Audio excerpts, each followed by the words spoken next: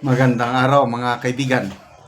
Pag-usapan naman natin ngayon ang mga kaganapan sa The Hague, Netherlands, na kung saan ang ating Tatay Digong nandun pa rin nakakulong. Okay, rally sa The Hague, Netherlands mismo. Isang Dutch citizen ang leader sa rally, sumisigaw, "Bring home, bring back home, PRRD."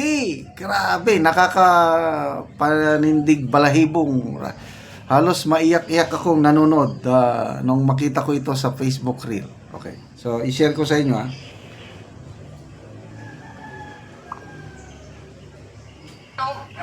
Free Duterte! Free Duterte! Free Duterte! Free Duterte! Free Duterte! Yan o, yung naka-orange.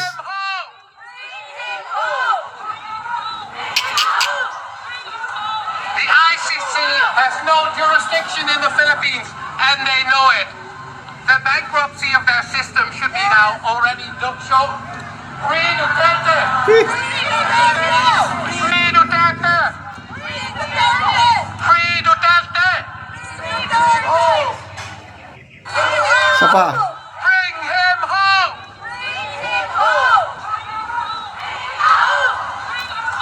The ICC has no jurisdiction in the Philippines, and they know it.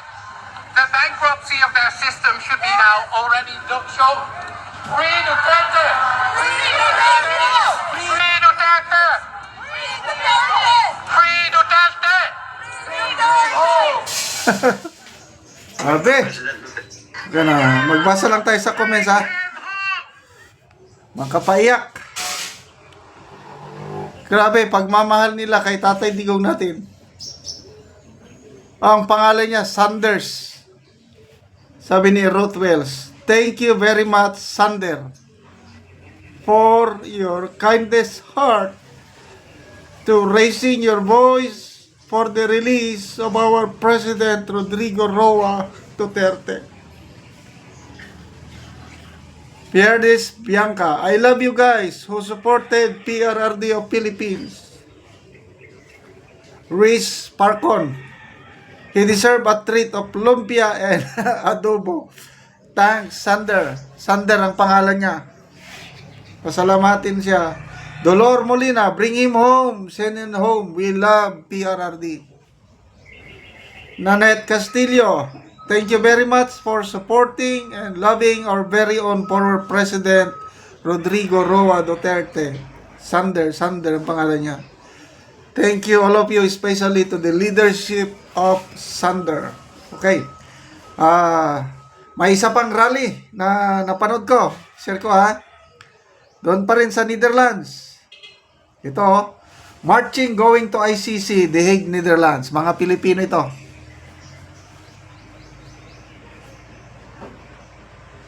Yan.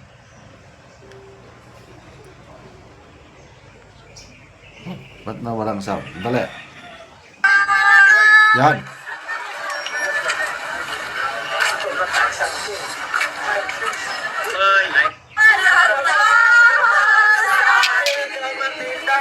Yes, guys.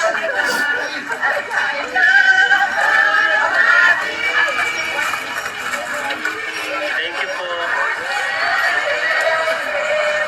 Yes, guys.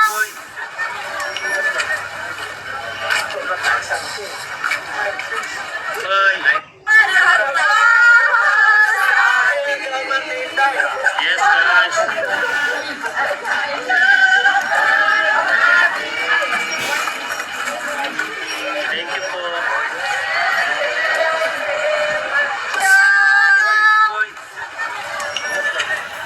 So, ito, ang dami nila, no? I think these are new rallies, ano? Dumating sila in group, din nagmarcha na I don't know how will I explain it. Sana makapunta rin ako doon. Magmarcha, magrally, para lang ipakita ang suporta kay Tatay Digong. Magbasa lang ako sa mga comments. Pinoy in Holland, maraming salamat sa inyo.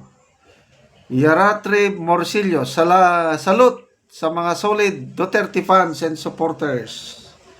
Solieta Rayos, solid Duterte kami, go go go, God is with you. Jen Dahonog, bring him home.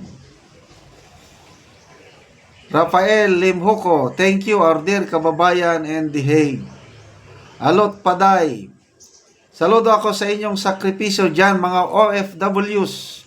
Oh, itong nagmarcha, these are all OFWs galing kung saan-saan. Siguro ang iba dyan galing Pilipinas. Kasi yung kamag-anak namin, last month, talagang sinadya nila galing dito sa Mindanao, nagbakasyon, nagtour. Kaya lang, ang number one sa itinerary nila is The Hague para maipakita ang suporta nila kay Tatay Digong. Oh, yung isinigaw ni Sander. Sabi niya, ICC has no jurisdiction over the Philippines anymore. They know that. Bakit itong ICC? Nag-withdraw na nga tayo But anyway, ang kasalanan itong administrasyon ngayon dahil sinurrender nila ang ating Pangulo Kinidnap, inaresto, dinala doon. Kaya ang ICC tinanggap naman. So, nagsalita na po tayo itong nakarang eleksyon. May 12. Naramdaman nila yung hagupit ng mga mamamayang Pilipino na nagmamahal kay Tatay Digong, especially Mindanao and some parts of Visayas. Talagang sulit. Grabe, walang nakapasok ni isamang kandidato na alyansa dito sa Mindanao and some parts of Visayas, including Cebu province. At tingnan natin kung anong mangyari hanggang 2028. Salamat sa mga senators na bumabaliktad na. Pumupunta na sa kampo ni BP Sara.